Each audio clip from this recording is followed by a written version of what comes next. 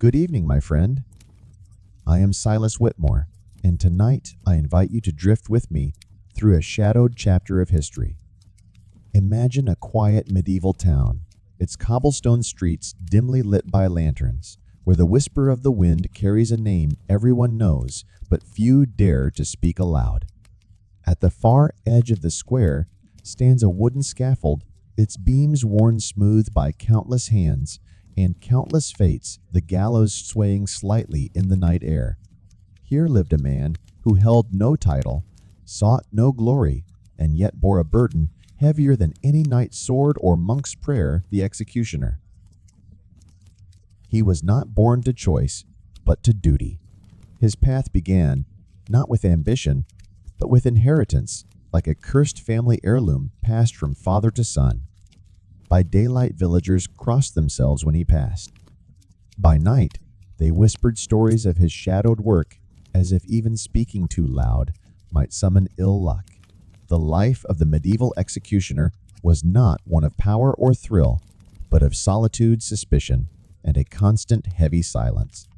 Tonight, we will walk beside him. We will trace the cold mornings when his breath hung in the frost, hear the hush of the market as he approached, and feel the echo of the gallows rope swaying in the wind.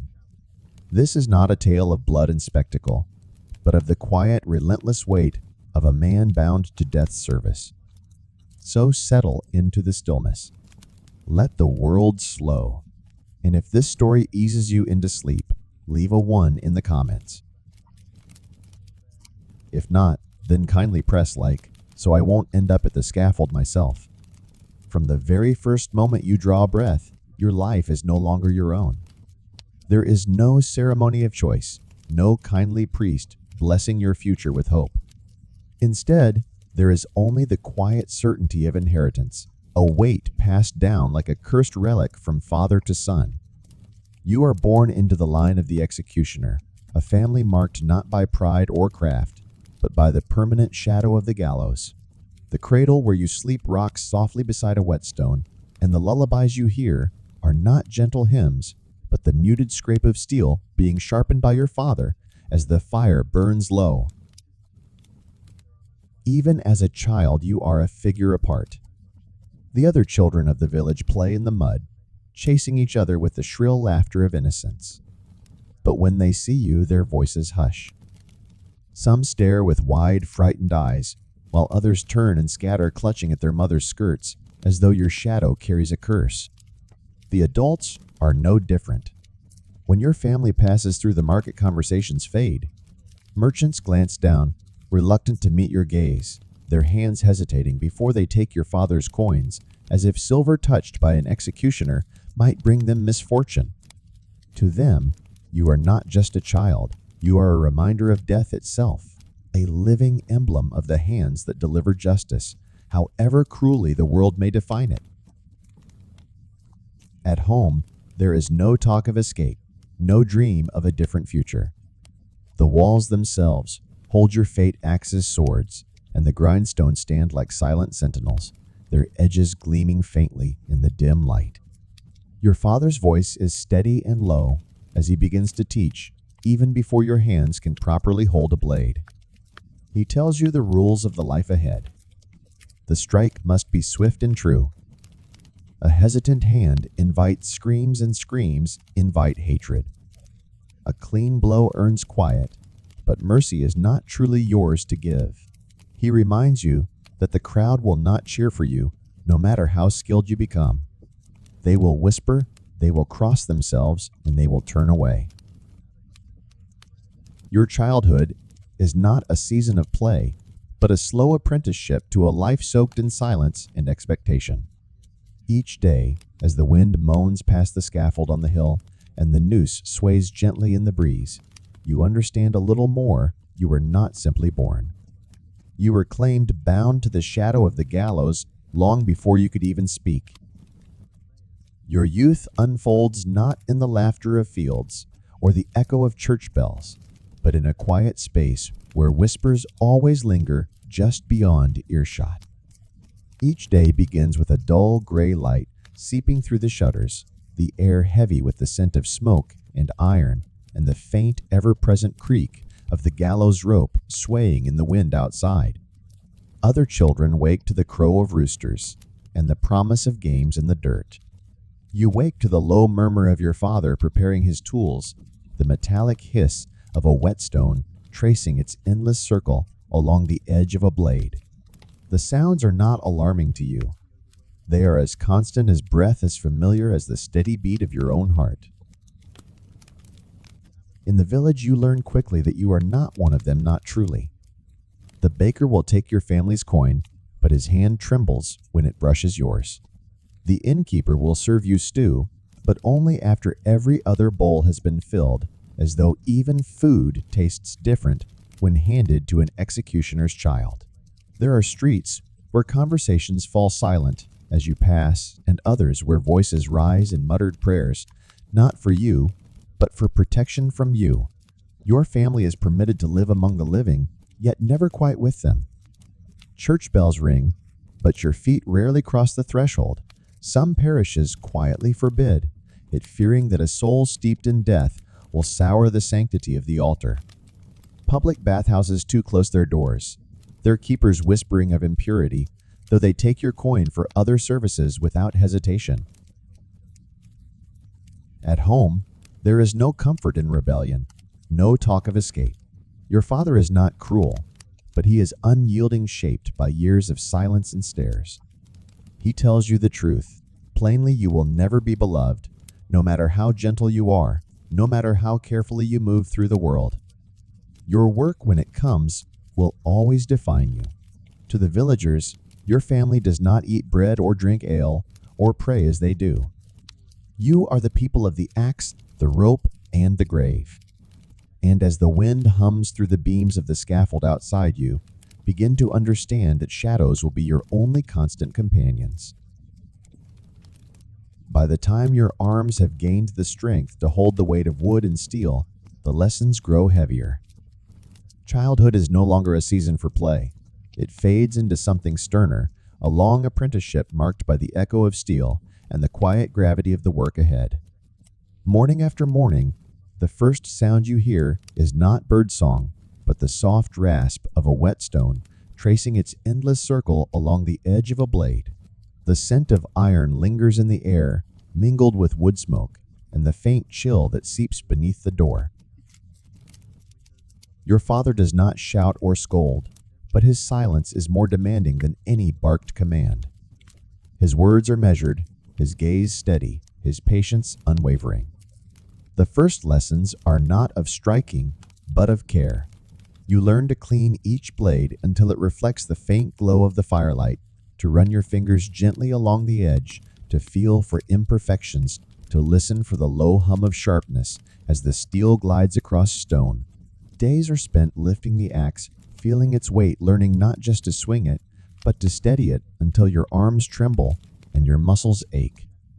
There is no praise when you endure, only the expectation that tomorrow you will hold longer, move steadier, complain less. When the weight feels less foreign, the next lesson begins. A sack filled with sand is set upon the wooden block. You are told not to rush. You stand still, watching how the sack sits, hearing the wind as it moves through the cracks of the shed, feeling the cold settle in your fingertips. Only when your breath steadies and the world narrows to that single motion do you bring the blade down. If the strike is crooked, if the sack topples rather than splits, the practice begins anew. Over and over until the motion feels inevitable, as if the axe were guiding your arms rather than the other way around. And then there is the watching.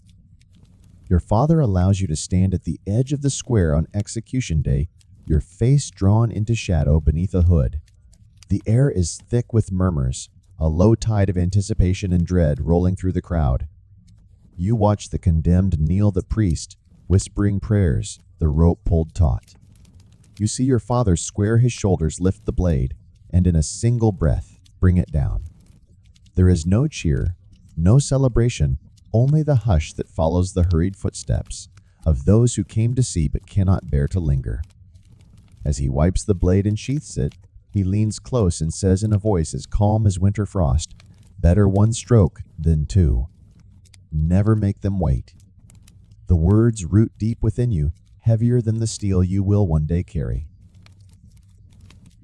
Our home stands alone at the edge of a low hill, apart from the cluster of cottages that make up the heart of the village.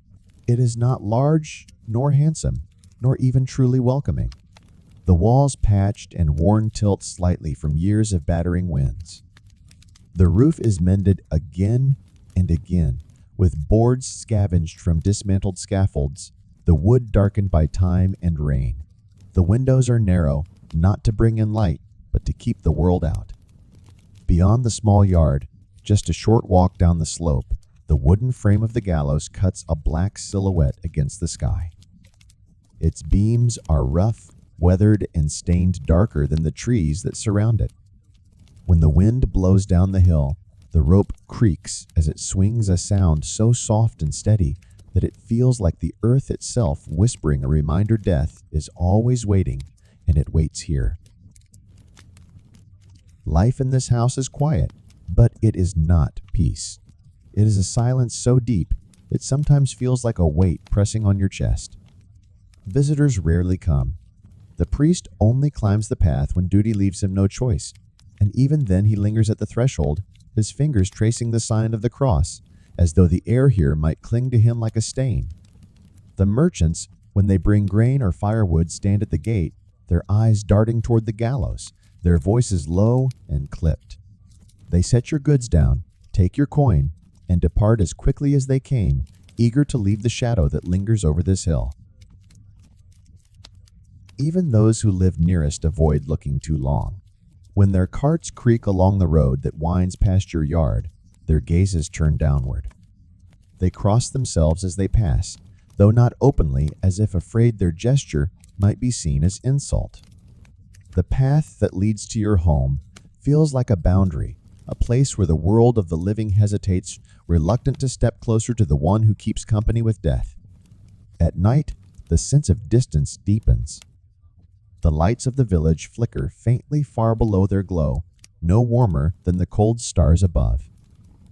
The sounds of life, the murmur of laughter, the rattle of hooves on cobblestone, the faint call of a tavern song, drift only faintly on the wind, too distant to ever feel like belonging. What fills the night instead is the moan of the wind through the beams of the gallows, the steady creak of the rope, and the cry of a lone crow that circles and lands upon the crossbeam before taking flight again. Sleep comes late and restless. It is not fear that keeps you awake, but the quiet knowledge that this hill, this house, and that silent wooden frame will hold you as surely as the grave one day will. The world calls your family executioners, but the truth is that the blade is only a fraction of the work. Death, in all its many forms, is your household's burden, and few understand just how many hands are needed to keep that burden moving.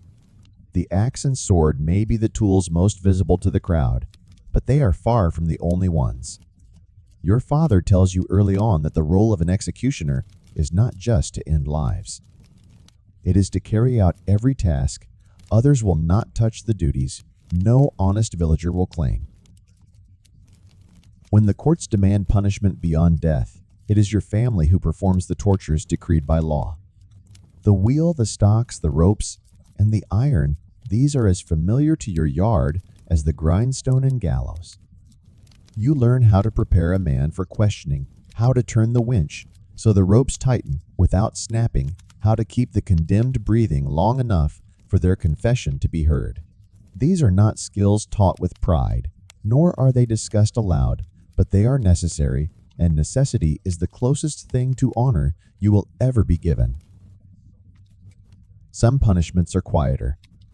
When plague sweeps through the village and the dead outnumber the living, it is you who buries the bodies in unmarked graves beyond consecrated ground digging until your hands bleed while the priests stay behind their church doors. If a thief is left to rot in the cage by the road, it is your family who takes the remains away before the crows can scatter the bones across the fields. If a nobleman wants a traitor burned so that the ashes might serve as warning, it is your father who builds the pyre, arranges the chains, and lights the flame. There is no cheering for these duties, no coins pressed discreetly into your palm by grateful hands. There is only the knowledge that every gruesome task the village refuses, every duty whispered in disgust, will find its way to your door. The axe may be what the crowd remembers, but it is these smaller, darker labors that fill your nights and stain your dreams. And as you sit by the fire, at the end of such days, listening to the crackle of the wood and the faint creak of the gallows outside, you begin to understand why your father's eyes look so hollow, even in moments of rest. The marketplace is the heart of any medieval town, a place where voices mingle with the bleating of goats, where the scent of fresh bread competes with that of leather smoke and mud. For most, it is a gathering ground, a space for chatter, barter, and the warmth of daily life. For you, it is something else entirely. When you step onto the cobblestones, the sound shifts. Conversations dim, eyes avert. The lively current of the crowd splits subtly, but surely leaving a narrow path for you to walk, as if you carry an invisible mark. You are not forbidden here, not by law, but you are unwelcome in every way that counts. Merchants serve you because they must, but the exchange is never simple. A baker places your bread on the counter with iron tongs, avoiding the brush of your hand. The fishmonger sets your purchase into a sack and leaves it dangling from a hook, nodding for you to take it without touching him. A cooper polishing his barrels glances up only briefly before turning back his lips, moving in a silent prayer. To them, it is not hatred that drives their distance, but superstition. To trade openly with the hand that holds the axe is they believe to invite misfortune into their homes. You notice the children most of all. They trail behind their mothers, their faces half hidden, whispering questions too soft to hear, but easy enough to imagine. Some tug at their mother's sleeves, urging them away from your path. Others simply stare their eyes wide, their curiosity untempered by the fear their elders feel. You are a story to them, a figure whispered about when the hearth fire burns low. And yet the market is a necessity. Your family needs food, oil, cloth, things no household can do without. So you endure the quiet space that opens around you, the cold glances, the murmurs you catch as you turn away. You carry your goods home through streets that seem emptier behind you, the sound of your own steps loud against the stone. And as the gallows comes back into view, rising over the hill near your home, you cannot help but feel the unspoken truth. The village may depend on your work, but it will never welcome your presence. There are nights when the work is quieter, nights when no crowd gathers, no priest mutters prayers, no eager faces wait at the edge of the square. The summons comes not by bell or herald, but by a knock at your door long after the moon has risen. The man who delivers it wears the colors of a noble house, but he does not give his name. His words are clipped, his eyes lowered, and when he leaves, there is no trace of him on the path behind. These are not executions the town will hear about. These are not punishments read aloud by the magistrate. These are tasks whispered in corridors, agreed upon in candlelight, and carried out where no witness will linger. You follow your father down narrow, winding roads, the only sounds the soft thud of boots and the wind tugging at your cloak. The condemned is waiting in a barn or a cellar or tied to the roots of an old tree deep in the woods. There is no trial to speak of, no last words offered. Sometimes the one who ordered the deed watches from a distance, his face hidden beneath a hood. Other times he sends coin, and nothing more trusting, the work will be finished without question. Your father says little on these nights. The air feels heavier, as though even the stars above know not to shine too brightly. When the blade rises, there are no murmurs from a crowd, only the low whistle of wind, and the final sharp sound of steel finding its mark. The body is buried where it falls, or burned, or carried away by men whose faces you do not see. By morning, there is no sign anything happened at all. The coins for such work are heavier, though they are given in silence, sometimes wrapped in cloth, sometimes left in a wooden chest by your doorstep. But they do not buy comfort. They buy only more distance. For each night like this, the space between your family and the village seems to grow. People may not know the details, but they know enough to whisper. And every whisper carries the same truth that the hand which serves the law by day may serve something colder, darker, and far less certain when the sun has set. The coins come always. They arrive with each sentence carried out, each body lowered, each task completed.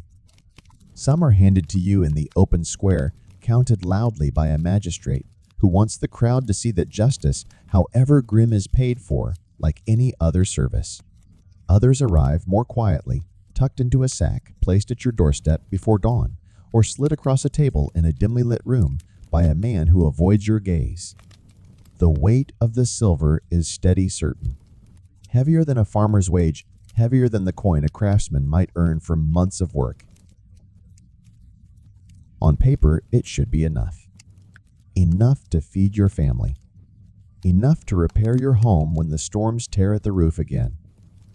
Enough to buy meat and bread, wool and oil, and sometimes even luxuries, fine boots, a better cloak, a bolt of imported fabric your mother runs her hands over in silence. By every measure, the life of an executioner is richer than that of most villagers. And yet, wealth in coin is not wealth in life. The silver buys food, but not welcome.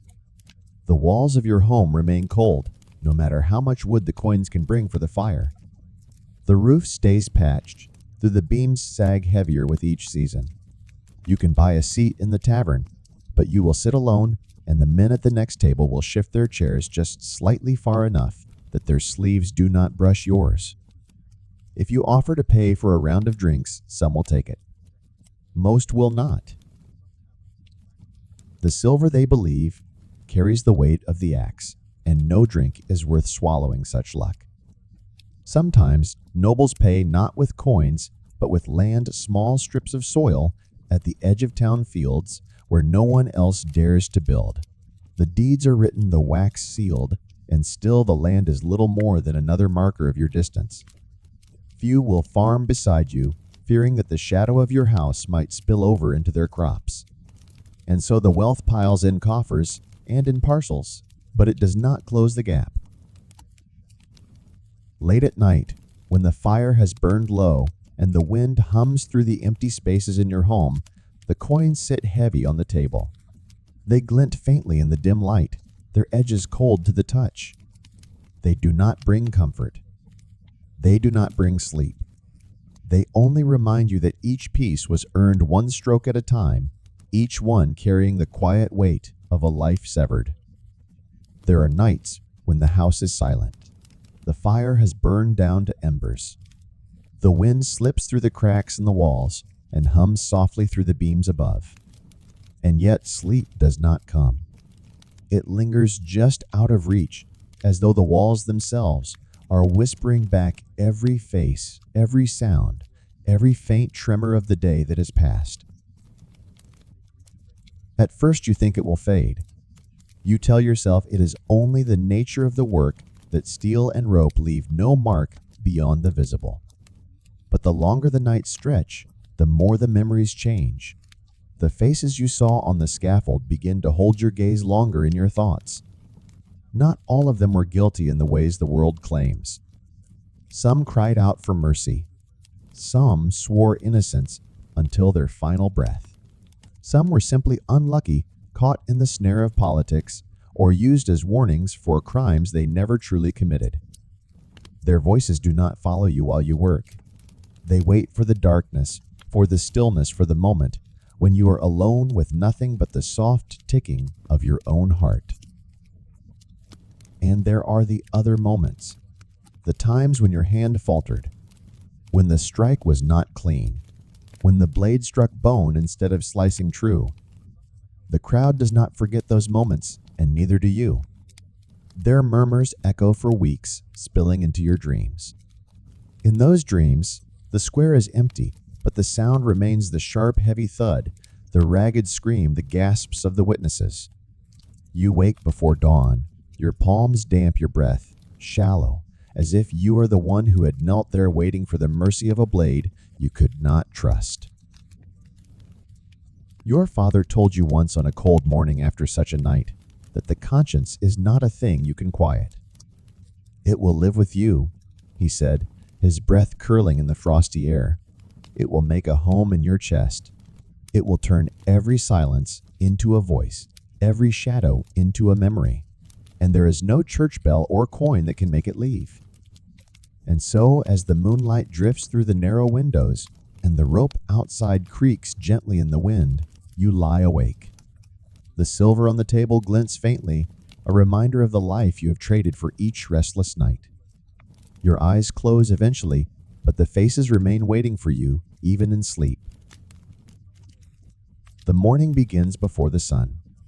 The air is cold, heavy, and still.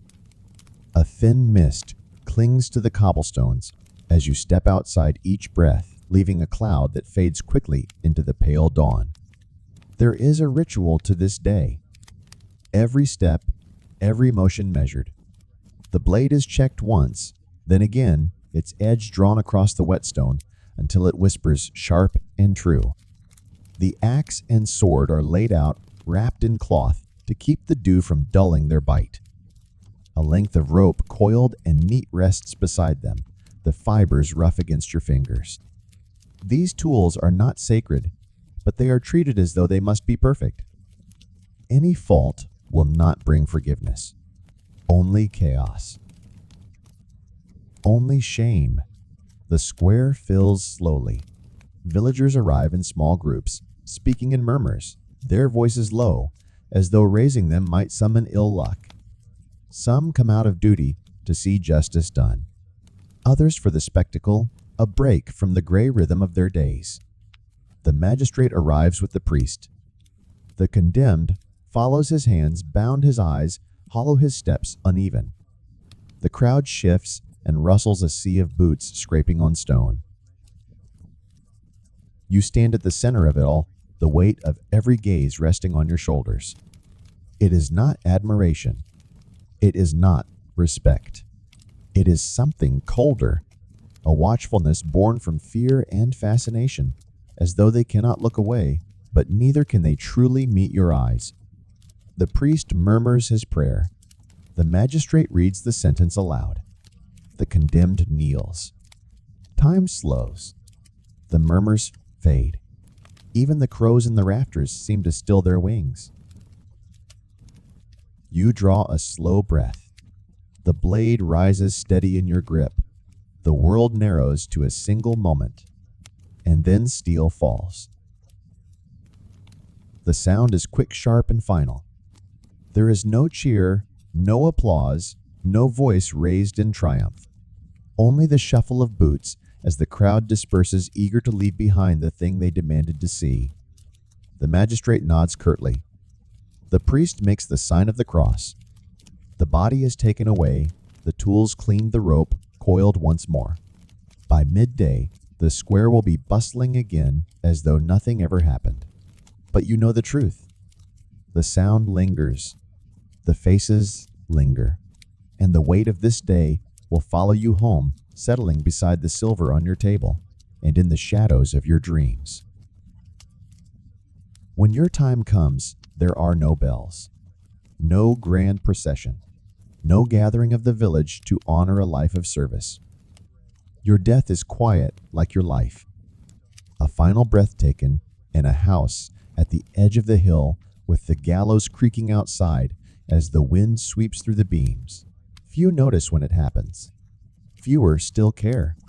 To most, you were a shadow, a reminder of something they preferred not to name. And when the shadow fades, they do not mourn it. There is no burial within consecrated ground. The church will not grant it. The priest may stand at a distance, but his lips move only for form, not for comfort. The earth that receives you is beyond the walls of the graveyard, where no stones mark the names, where no flowers grow. The soil is hard, rocky, turned over with shovels by men paid in silence. Your coffin, if there is one, is plain wood unvarnished, made to be forgotten by rain and time. The villagers do not follow the procession. There is no procession at all, only a cart creaking down a back road, wheels bumping over ruts and roots. Sometimes a curious child watches from a distance, whispering to another that the executioner is finally gone.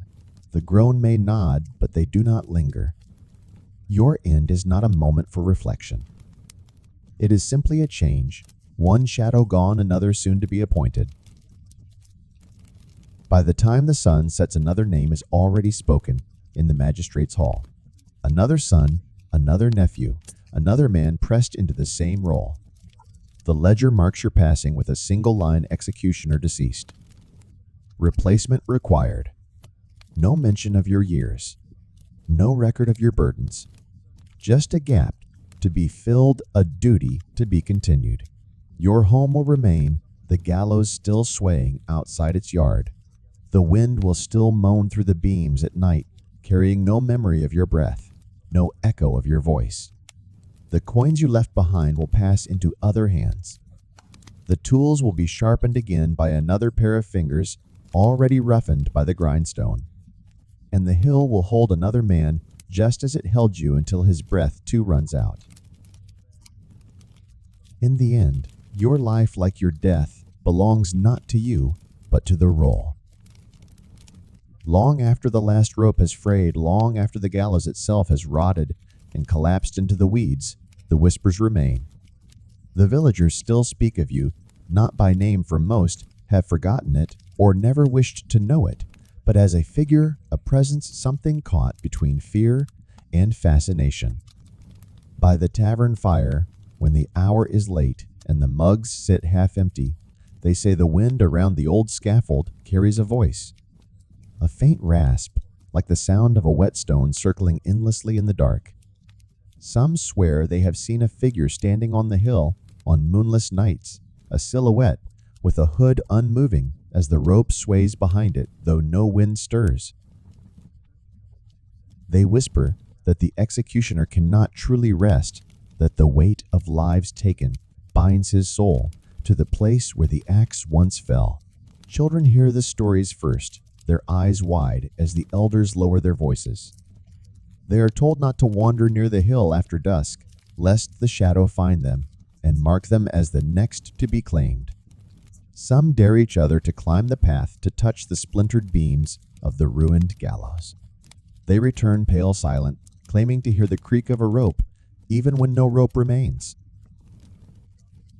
In truth, the hill is empty now. The gallows, long gone, is nothing but a memory in the grass and the stones. The house abandoned leans in on itself, windows shuttered roof, sagging like tired shoulders. Only the wind remains moving through the hollow spaces, carrying the sounds that turn to voices in the minds of those who listen too closely. But myths grow where silence lingers. And so the figure of the executioner, silent, faceless watching, endures. Perhaps it is because no one truly saw you as a person, even in life. To them, you were the blade, the rope, the shadow at the edge of the square. It is easier somehow to believe you still walk the hill than to admit you were just a man pressed into a life none would choose and left to be forgotten as soon as the last coin was paid.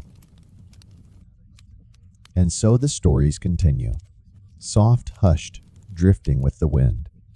Long after your body has faded, your shadow lingers, more myth than memory, yet somehow heavier than either. And now the story quiets. The scaffold is gone.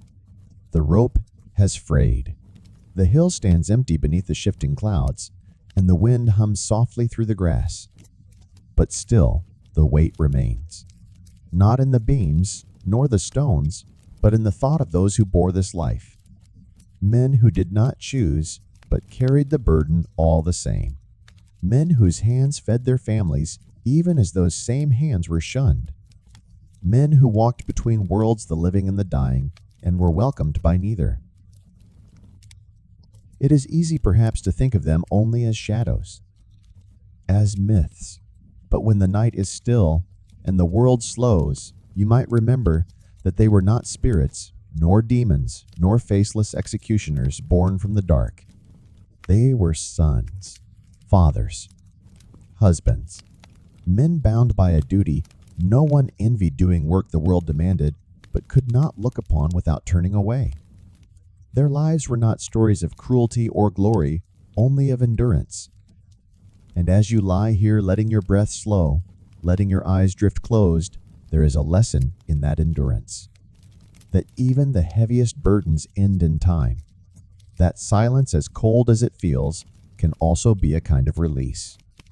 That sometimes it is not the roar of life, but the hush of the wind through the beams of an old gallows that finally allows the mind to rest. So rest now. Let the story fade with the night. And if it brought you a touch of stillness, leave a 1 in the comments below. If not, then kindly press like, for even Silas Whitmore, teller of these shadows, would rather not face a scaffold of his own. Good night, my friend, and may your dreams be gentler than those of the executioners who came before.